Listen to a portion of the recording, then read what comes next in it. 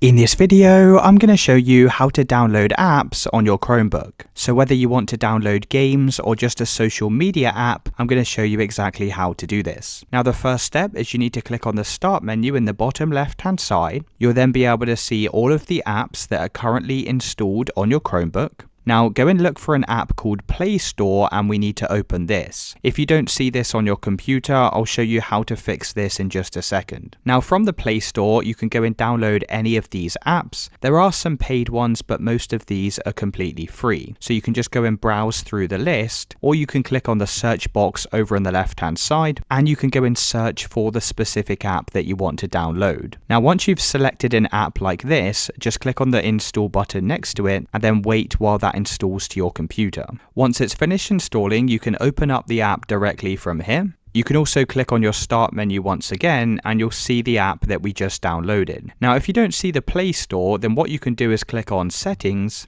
Over in this left hand side, click on Apps and just make sure that the Play Store is turned on from this window here.